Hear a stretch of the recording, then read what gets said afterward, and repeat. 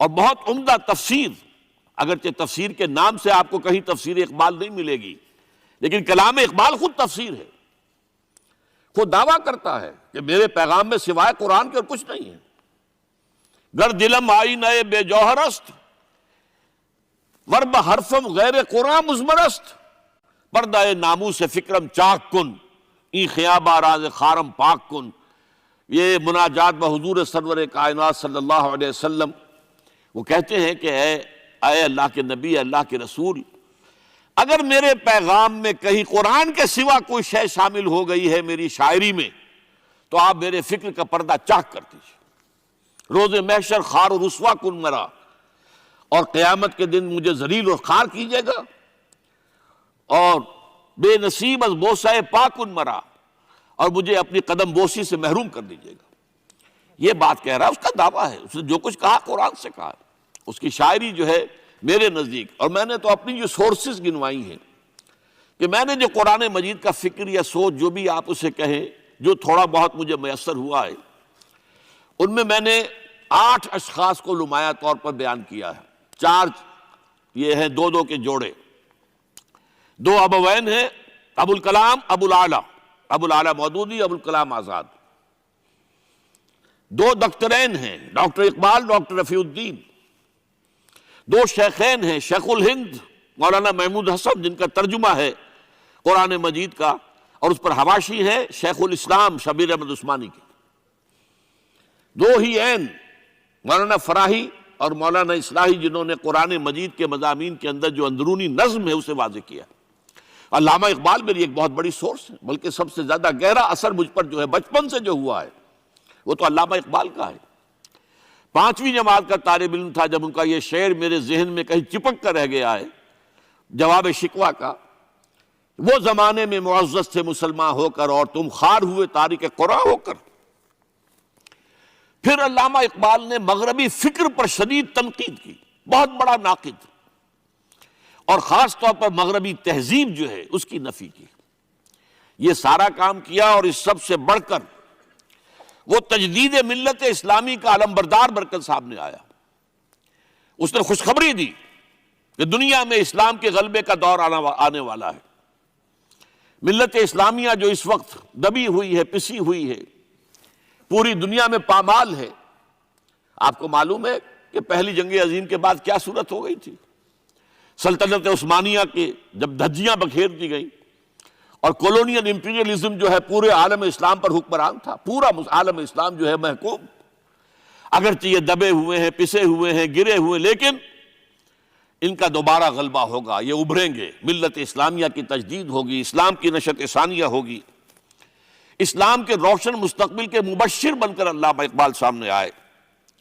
اور ایک اور جو بہت بڑا کام کیا وہ وہی وطنی قومیت کی شدید نفی، بلکہ شدید کا لفظ بھی کافی نہیں ہے، شدید ترین نفی کی ہے، اس لیے کہ اس وقت وطنی قومیت جو ہے اس وقت مسلمانوں کو اپنے اندر انگلف کرنے کے لیے پوری قوت کے ساتھ زور لگا رہی تھی۔ میں نے علامہ اقبال کے حوالے سے جو باتیں کی ہیں کہ احیاء فکر اسلامی اور تجدید ملت اسلامی، اس کے ساتھ ساتھ ہندوؤں میں کیا ہو رہا تھا اس دور میں، ان کے ہاں بھی ان کی مذہبی تجدید کا عمل بڑی شدت کے ساتھ شروع ہوا۔ اس میں بھی چند ناموں کا میں تذکرہ کرنا چاہوں گا۔ بنکم چٹرجی، اس نے بندے ماترم کا یہ جو ترانہ ہے آج بھی بھارت کے اندر مجبور کیا جا رہا ہے مسلمانوں کو بھی کہ وہ بھی اسکولوں کے اندر یہ ترانہ پڑھیں، اور ابھی مسلمان رجسٹ کر رہے ہیں۔ اس میں وہ زمین کی بندگی، بھارت ماتا ہم تیرے بندے ہیں، اور یہ جو ہے ہندو رینائسنس کا ایک بہت بڑا جو ہے یوں سمجھیے کہ علم بردار۔ پھر دوسری شخصیت سامنے آئی، راجہ رام موہن۔ یہ شخص بہت بڑا فاضل، بڑا عالم، 10 کے قریب زبانیں جو ہیں ان کا ماہر، جس میں یورپینز بھی اور ایسٹرن بھی۔ پھر یہ کہ یہ مسلمانوں کا ہمدرد بن کر آیا۔ انگریز نے جب یہاں پر ان کے پادریوں نے تثلیث کی تلقین شروع کی ہے تو آئینہ توحید کے نام سے اس نے کتابچہ لکھا اس کی نفی کے لیے۔ اس حوالے سے یہ کچھ ایسی شخصیت بننے کی کوشش کر رہا تھا کہ مسلمان بھی اس کو قبول کریں۔ اور اس کے بعد پھر اس نے برہمو سماج کے نام سے ایک ادارہ قائم کیا۔ یہ وہی تھا کہ جو اس سے پہلے اکبر نے جو فلسفہ دیا تھا دین الہی، بھئی اللہ کا معاملہ کرو، صرف اللہ کو سب مانتے ہیں، صرف نام ہے مختلف ہے، کسی نے کوئی نام رکھ دیا، کوئی مہادیو کہتا ہے، کوئی کچھ کہتا ہے، کوئی گاڈ کہتا ہے، سب خدا کو تو سب مانتے ہیں۔ یہ جو رسالت کا معاملہ ہے اور شریعت کا معاملہ ہے، یہ فساد کی جڑ ہے۔ رسالت کی بنیاد پر شریعتیں مختلف، عبادتیں مختلف، ذرا اس کو پیچھے ڈالو۔ تو دین اکبری یا دین الہی اس کا نام تھا۔ اس کے اندر بھی در حقیقت کوشش یہ تھی کہ تمام مذاہب کو ایک ہاون دستے میں ڈال کے اور اس کو کوٹ کے اور چھان پیس کے ایک صفوف بنا کر ایک کامن مذہب ہندوستان کا وجود میں لایا جائے۔ بہرحال اس وقت اللہ تعالیٰ نے کھڑا کیا ہے حضرت مجدد الفسانی رحمۃ اللہ علیہ کو، کہ جنہوں نے اس فتنے کی سرکوبی کی۔ اس نے بھی مجلس ایزدی کے نام سے ایسا ہی ادارہ شروع کیا، اور یہ گویا کہ ٹھنڈی چھری کے مانند، اس لیے کہ اسلام کا دار و مدار تو رسالت پر ہے۔ بقول اقبال بمصطفیٰ برساں خویش را کے دی ہمہ اوست، اگر بہو نہ رسیدی تمام بول آبیست۔ اسلام کا تو سارا معاملہ، دین جو ہے اس کا سارا جو مدار دار و مدار ہے وہ رسالت پر ہے، نبوت پر ہے، اسی پر شریعت کا سارا دار و مدار ہے۔ رسالت سے کاٹ دیجئے، حدیث سے کاٹ دیجئے، سنت سے کاٹ دیجئے، تو پھر قرآن کو پھر موم کی ناک بنا کر جو چاہیں آپ تعبیر کر لیں، جو چاہیں تشریح کر لیں، جدھر چاہیں اسے موم کی ناک کی طرح بوٹ کر لے جائیں۔ بہرحال اس معاملے میں بھی پھر ایک تیسری تحریک جو شروع ہوئی وہ بہت ملیٹنٹ تھی، آریہ سماج، دیانند سرسوتی نے، یہ ملیٹنٹ تھی اور بڑی اس کی جو ہے پذیرائی ہوئی ہندو معاشرے میں۔ انہوں نے کھل کر یہ کہا کہ ہندوستان صرف ہندوؤں کا ملک ہے، یہاں مسلمانوں کے لیے کوئی جگہ نہیں، لہذا یا ہندو ہو جائیں مسلمان اور یا پھر یہاں سے ہجرت کر جائیں۔ کھل کر آریہ سماج، اسی کے تحت پھر مہاسبھا بنی، اسی کے تحت آر ایس ایس، انتہائی ملیٹنٹ آرگنائزیشن جو ہے ہندوؤں کی، یہ سب جو ہے دیانند سرسوتی کا۔ یہ اسی طریقے سے پھر شدھی کی تحریک شروع ہو چکی تھی، ریکلیم کرو مسلمانوں کو، یہ ہم ہی میں سے تھے، ان کے آباء و اجداد کہیں جو ہیں مسلمان ہو گئے، انہیں واپس لو۔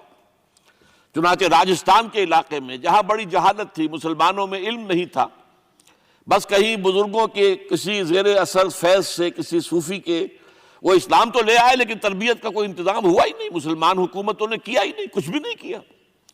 تو نتیجہ یہ نکلا کہ بڑے پیمانے پر شدھی کی تحریک ہو رہی تھی۔ میوات کے علاقے میں بڑی تیزی کے ساتھ مسلمان جو میو تھے وہ ہندو ہو رہے تھے، اسی پر تحریک اٹھائی ہے مولانا الیاس رحمۃ اللہ علیہ نے۔ ان کا مقابلہ کرنے کے لیے، اس تحریک کا، اس شدھی کی تحریک کا مقابلہ کرنے کے لیے یہ تبلیغی جماعت کا نظام بنایا تھا کہ بس 6 باتیں لو اور جاؤ، دیہات میں جاؤ، چنے لے کر گڑ لے کر جاؤ، کسی کا کھانا نہ کھاؤ، اپنا کھانا کھاؤ، کوئی تنخواہ نہیں، اور دین کی تبلیغ کرو۔ یہ نظام ان کا در حقیقت اسی شدھی کی تحریک کے جواب میں شروع ہوا۔ پھر سنگٹن کی تحریک شروع ہوئی کہ ہندوؤں کو سب کو جمع کر لیا جائے۔ اب اس اعتبار سے ذرا نوٹ کیجئے، علامہ اقبال نے جو نفی پھر وطنیت کی ہے، اتفاق سے یہاں یہ اشعار لکھے ہوئے ہیں: اس دور میں میں اور ہے، جام اور ہے، جم اور، ساقی نے بنا کی روش لطف و ستم اور، تہذیب کے آزر نے ترشوائے صنم اور، مسلم نے بھی تعمیر کیا اپنا حرم اور، ان تازہ خداؤں میں بڑا سب سے وطن ہے، جو پیرہن اس کا ہے وہ مذہب کا کفن ہے۔ اب ذرا قلب ماہیت کا اندازہ کیجئے، وہی شخص جو کہہ رہا تھا کہ خاک وطن کا مجھ کو ہر ذرہ دیوتا ہے، وہ آج اس وطن کو ایک سب سے بڑا بت قرار دے کر اور اس کا قلع قمع کرنے کے لیے کس قدر زوردار الفاظ جو ہے، اور یہی دوسری طرف یہ بت کہ تراشیدہ تہذیب نوی ہے۔ یہ جو نیشن سٹیٹ کا تصور ہے، یہ 18ویں صدی سے یورپ میں شروع ہوا۔ نیشن سٹیٹ، ایک ملک میں رہنے والے سب شہری ہیں، برابر ہیں، اور ان کے اندر مذہب کا اختلاف ہو، یہ اس کا کوئی حیثیت نہیں، مذہب تو پرائیویٹ معاملہ ہے، ہاں جو سرکاری سطح پر ہوگا معاملہ، اجتماعی معاملات جو ہیں وہ کسی مذہب سے طے نہیں ہوں گے۔ یہ نیشن سٹیٹ کا تصور، یہ بت کہ تراشیدہ تہذیب نوی ہے، غارت گرے کاشانہ دین نبوی ہے، بازو تیرا توحید کی قوت سے قوی ہے، اسلام تیرا دیس ہے تو مصطفی ہے، نہ زارہ دیری نہ زمانے کو دکھا دے، اے مصطفی خاک میں اس بت کو ملا دے۔ اس سے بھی زیادہ مجھے ملا ہے ایک ان کے قطعہ جو ہے، منزل راہ رواں دور بھی